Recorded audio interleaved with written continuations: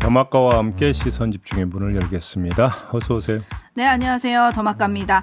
오늘도 다양한 촌철님들의 아침 인사가 도착을 했는데요. 일단 JJ님 유튜브로 댓글 남겨주셨는데 미니 자동 실행으로 알람 맞춰놓고 시선 집중을 알람 삼아 일어났습니다. JB의 중후하고 감미로운 목소리를 들으며 일어나니 아침이 색달라지네요. 아침에 일어난지 뭔가 머리가 맑으시군요. 참 정확하게 말씀을 해주시네. 네. 네, JB의 중후하고 감미로운 목소리. 네, 이렇게 들으시는 분도 있군요. 김윤님. 돈은 뭐야, 돈. 아니 뭐 다양한 느낌이 있으니까요. 김윤님 월요일 아침 힘차게 시작합니다 해주셨고 6954님 문자 주셨는데요. 대구 사는 김현아입니다. 오늘 마트 정기 휴무라 쉬는데 일찍 눈이 떠져서 시선 집중 기다리고 있습니다. 항상 잘 보고 있습니다. 마트 캐셔신가? 근데 월요일 나십니까? 그러니까요. 주말에 손님이 아무래도 많으니까. 네, 아무튼 참 힘드실 텐데 건강 관리 잘하시기 바랍니다. 그러게요. 이렇게 쉬는 날도 일찍 저희와 함께 시작해 주셔서 감사하고요. 네. 박시골 농부님 밤새 소나기가 퍼붓더니 아침 공기가 청량해서 좋네요 해주신 반면 네. 솔향님은 비 오는 월요일입니다. 운전 조심하세요 촌철님들 하고 안부 인사 전해주셨고요. 근데 이 비가 이제 그치고 나면 이제 가을이 오긴 오는 겁니까? 오겠죠. 그래요? 네, 다시 폭염 오는 거 아니고? 그럴 수도 있죠. 네, 징글맞으니까 좀 가라고 좀 해주세요. 네. 아 제가 가라면 가나요? 뭐 듣겠죠, 뭐. 계속 너희야, 비가 가라. 있으면. 네. 네. 근데 뭐 여름의 끄트머리니까요. 조금만 참으시면 되지 않을까 싶고 속 시원한 가스 명수님이 막내가 군대 가는 날입니다. 제이비가 선배잖아요, 그죠? 아들들 군대 보낸. 이제 훈련소 입고 딱 들어가는 뒷모습을 보면 이제 가슴이 먹먹해지고 눈앞이 잘 보이지 않고 근데 한 5분 지나면 다 사라집니다. 왜? 아, 그 5분밖에 안 가요? 그 걱정과 짠함이? 뭐 다 또 열심히 살아요. 훈련 열심히 하고 박박 구르고. 네. 아, 그렇구나. 속 시원한 가스 명수님 딱 5분이랍니다. 5분만 참으시면 될 것 같아요. 아, 어떻게 막내가 군대 가는 날이라고 보내주셨는데. 막내는 특히 더 짠하다고 하더라고요. 아, 그러면 이럴 때 군대 가는 아들한테 무슨 말을 해주면 좋을까요? 뭔 말을 하겠습니까? 튼튼하게만 자라다오라는 옛날에 광고 있었죠. 튼튼하게만 제대해다오 이러면 되는 거죠. 네, 속 시원한 가스 명수님이 지금 제이비의 말을 듣고 유유 눈물을 보내주셨어요. 전혀 도움이 안 된다는 거죠. 네. 물프레님은 토닥토닥 해주셨고요. 네, 많은 촌철님들이 속 시원한 가스 명수님 막내 아들 군대 잘 다녀오시라고 또 전해주고 계시네요. 네. 자, 이렇게 훈훈한 아침 인사들은 전해드렸고 오늘 주목할 뉴스들 본격적으로 챙겨드리겠습니다. 주목할 첫 번째 뉴스 오디오로 먼저 만나보시죠. 항일 무장투쟁을 이끌었던 홍범도와 김좌진 등 독립운동가 5인의 흉상을 교내에서 철거하겠다는 육군사관학교. 국방부는 소련 공산당 가입활동 이력 등 논란이 있는 분을 기념하는 건 적절하지 않다면서 방침을 재확인했습니다. 민주당은 반역사적, 반헌법적 처사라고 강하게 반발하면서 육사 출신 박정희 전 대통령도 공산주의 이력이 있다고 주장했습니다. 공산주의 경력이 흉상 철거의 이유라면 남조선 노동당 조직책 출신으로 사형 선고까지 받았던 박정희 전 대통령과 관련된 숱한 흔적은 어떻게 할 것인지 답하십시오. 국민의힘은 아직 당에서 특별한 입장은 없다면서 말을 아꼈습니다. 6.25 전쟁 이후에 육사가 설립됐고 아마 육사가 그 과정 속에서 흉상 설치에 관한 논의는 좀 있는 것으로 알고 있습니다. 홍범도 장군 흉상은 정작 국방부와 합참 공동청사 앞에도 설치돼 있습니다. 이종찬 광복회장은 이종섭 국방부 장관에게 보내는 공개 서한을 통해 민족적 양심을 저버린 귀하는 어느 나라 국방장관이냐며 스스로 판단할 능력이 없으면 자리에서 퇴진하는 것이 조국 대한민국을 위한 길이라고 이 장관의 퇴진을 촉구했습니다. 네. 논란이 커지고 있는데요. 뭐 별로 말하고 싶지가 않습니다. 입이 아파서 말하고 싶지 않은 측면도 있고요. 2부에 인터뷰가 준비되어 있기 때문에 거기서 가름하고자 하는 측면도 있는데 그래서 짧고 굵게 하나만 말씀드리고 넘어가겠습니다. 박민식 국가보훈부 장관이 어제 전국 9개 민방 공동 특별대담에 출연해서 이런 말을 했습니다. 오디오가 없어서 그냥 제가 대신 읽어드리겠는데요. 진짜 이런 선은 넘지 말아야 된다. 제가 진짜 장관직을 또 걸어야 할 것 같다. 이거는 제 온몸을 바쳐서라도 결사 반대할 생각이다. 이렇게 이야기를 했다고 하는데 딱 이런 마음이다. 라는 말씀을 드리고 싶습니다. 뭐냐? 정말 선을 넘었다. 누가? 누구겠습니까? 네. 흉상 철거하려고 하는 분들이겠죠. 선을 넘었다. 시류라기보다는 권력의 뭐라고 할까요? 여기 눈치 보면서 올라타려고 하다 보면 종종 오바가 나타나는데 전형적인 케이스다. 일단 이런 말씀을 드리고 싶고 두 번째 박민식 장관께도 한 말씀 여쭤보고 싶은 게 있는데요. 지금 이야기했던 이 발언은 홍범도 장군 흉상 이전을 두고 한 이야기가 아니라 정율성 역사공원 설치 움직임을 두고 했단 말이거든요. 그러면 홍범도 장군 흉상 이전 움직임에 대해서도 똑같이 이렇게 말할 수 있는지를 한번 정중히 여쭤보고자 합니다. 일단 지난 25일 보훈부가 육산의 흉상 철거 이전을 지시했다는 주장에 대해서 사실무근이다라고 반박을 하긴 했습니다. 네. 한편 국방부는 이 흉상 이전 문제를 국가보훈부 그리고 독립기념관과 협의 중에 지금 하고 있다고 밝혔거든요. 네. 독립운동에 좌우가 있냐? 국민의힘 김웅 의원이 이렇게 물었던데 왜 이런 논란이 자꾸만 나올까요? 그러니까 제가 지금 말씀을 드리는 게 그겁니다. 그러니까 균형점이라고 하는 것들이 있을 것 같은데 그 균형점이라고 하는 것들이 어느 순간에 무너지느냐? 균형 있는 시선이 무너질 때 나오는 거 아니겠습니까? 어느 하나의 시선을 집중해 버리면 이런 현상이 나타난다. 근데 그 하나의 시선이라고 하는 게 뭐냐? 흐름일 수도 있고 힘일 수도 있는 거겠죠. 네, 나라사랑님이 이제는 독립운동가를 지우는 건가요? 라고 물음표 보내주셨고 네. 정문희님은 예. 쓸데없는 곳에 왜 국민들 혈세를 자꾸 쓰십니까? 네. 라고 물어주셨는데 예. 여기서 저는 대통령실 관계자의 말도 조금 주목이 되더라고요. 네. 서울신문이 실은 건데요. 이념적으로 갈라치기를 하자는 게 아니다. 전임 정부에서 홍범도 장군 등에 대한 재평가가 많았지만 백선엽 장군 등은 친인파로 낙인 찍지 않았냐. 역사에 있어 평가 대상의 비중을 조정하는 것이다. 그러니까 그 평가 대상이 좌와 우입니까? 그래서 좌와 우가 비중을 맞춰야 된다라는 겁니까? 그러면 일단 그 논리 자체가 제가 볼 때는 약간 좀 제 상식하고는 안 맞는 것이고 두 번째는 100번 아니라 1000번 양보해서 그렇다 치면 홍범도 장군의 흉상을 이전하는 게 아니라 백선엽 장군의 흉상을 설치하면 되는 문제잖아요. 이 논리라면.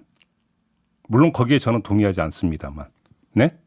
그런데 왜 하나는 그러니까 거기서 없애고 하나는 설치하려고 이게 어떻게 그러면 좌와 우를 함께 가져가는 겁니까? 말이 되는 이야기입니까? 이 이야기가? 하나만 더 말씀을 네. 드리면은요.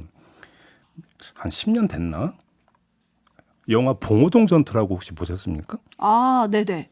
그럼 그 영화는 반국가적 성격을 띠고 있는 영화입니까? 이렇게 주장하는 사람들 입장에서는? 네? 영웅으로 묘사가 돼 있지 않습니까? 홍범도 장군이 최민식 씨가 연기했던 보셨습니까? 전 보진 않았는데요. 네. 대통령실 관계자가 이런 말도 했어요. 이건 동아일보에 실린 말인데요. 비록 좌익 전력은 있지만 독립운동을 기려야 한다면 독립기념관에 모시는 게 맞다. 육사에는 육군에 맞는 대적관을 갖고 군의 정예 간부들을 길러내는 정신을 기를 수 있는 흉상을 세워야 한다. 아니 왜 독립기념관에 모시는 게 아니라 독립기념관에 가두는 거잖아요. 그거는. 그게 대한민국 헌법에 맞는 이야기입니까? 대한민국 헌법 전문에 어떻게 나와 있는데요. 3.1운동의 법통을 이야기하고 있는데 그게 국가의 근간인데 왜 독립기념관으로 한정을 하냐고요. 논리가 말이 안 되는 얘기잖아요. 지금 그게. 네, 이게 지금 논리가 좀 논란이 좀 커지고 있는데요. 네. 특히나 또 여야가 부딪히는 부분도 있어서요. 잠시 후 김병주 의원에게 좀 물어보도록 하겠습니다. 네. 지금 촌철님들이 가장 궁금해하는 건 이거 도대체 누구 아이디어일까요?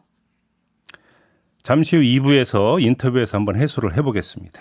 JB타임즈 다음 주목할 뉴스는 어떤 겁니까? 후쿠시마 오염수 방류에 대한 중국 반발이 갈수록 커지고 있다는 뉴스가 많이 나왔죠. 네. 중국 정부가 일본산 수산물 전면 수입 금지를 선언을 했었고요. 이어서 일본 단체 여행 취소가 속출하고 있다고 합니다. 시트립, 퉁청, 투뉴, 위마마 등 중국 내 유력 온라인 여행 플랫폼 웹사이트에서 일본 여행 홍보 메뉴가 상단에서 내려오고 있다고 하고요. 중국의 한 대형 여행사 관계자는 또 이런 말을 했다고 합니다. 최근 며칠간 일본 단체 여행 취소를 잇따라 접수했다. 당초 국경절 10월 1일이 국경절이래요. 중국에. 이 국경절 연휴 기간 일본에 갈 계획이었던 일부 고객은 일단 지켜보자는 분위기로 곧장 계약에 나서지 않고 있다. 이렇게 분위기를 전했다고 하고요. 또 중국 내 일부 누리꾼들은 SNS를 중심으로 일본 상품 불매 운동을 호소하고 있다고 합니다. 중국 내 반일 감정이 거세지자 주중 일본 대사관은 돌발 상황에 대비해서 중국 내 자국민들, 일본인들에게 주의를 당부했다. 이런 소식도 함께 전해지고 있습니다. 네, 뉴스를 보니까 큰 소리로 일본어로 말하지 말아라 뭐 이런 당부까지 나왔다고 하더라고요. 네. 중국 내 반발이 정말 거센 것 같습니다. 그러니까 여당의 표현을 빌려오자면 중국 안에서 반일 축창가가 지금 울려 퍼지고 있는 거 아니겠습니까? 그렇지 않습니까? 자, 그러면 우리와는 경우가 다른 거겠지요? 정부 여당의 주장에 따르면 중일 관계와 한일 관계는 다른 거니까 이렇게 봐야 되는 걸까요? 자, 그렇다고 치고요. 그럼 이건 어떻게 봐야 될까요? 윤석열 대통령이 여러 번 언급한 바 있습니다. 한국과 일본은 공동 이익을 추구하는 파트너라고. 기억하시죠? 자, 그럼 오염수 방류는 분명 일본의 이익입니다. 처리 난감한 오염수 문제를 해결하는 거니까 묵은 채증이 해소되는 어떤 이런 측면이 있는 거 아니겠습니까? 헌데 그럼 우리에게는 어떤 이익이 돌아오는 거죠? 공동 이익이니까 분명 우리에게도 뭔가 이익이 있어야 되는 거잖아요. 그러니까 그게 뭐냐고요. 아무리 찾아봐도 찾을 수가 없는데 딱 하나. 이익은 몰라도 파트너인 것은 금방 찾을 수 있겠다라. 이런 말씀을 드리겠습니다. 그건 무슨 얘기입니까? 파트너라고 하는 게 일본에서 윤석열 대통령을 파트너로 생각하고 있는 건 확실해 보이더라. 이런 말씀을 드리는 건데요. 하시모토 도루 전 오사카부 지사가 엊그제 SNS에 오염수 방류 소문 피해에 대응하는 방법을 올렸는데 여기서 윤석열 대통령을 거론했습니다.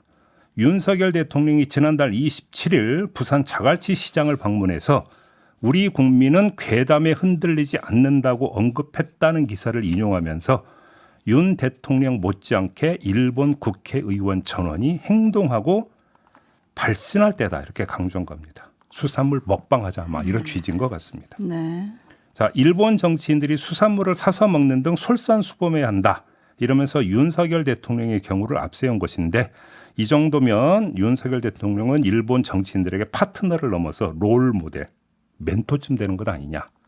이런 말씀도 드려야 될 것 같은데 여기서 오해의 소지가 있을까 봐 사족을 붙인다면 윤석열 대통령이 자갈치 시장을 찾은 건 우리 수산물 내용하자. 이런 취지로 이해를 해야 되는 거겠죠? 네. 그런 거겠죠? 네.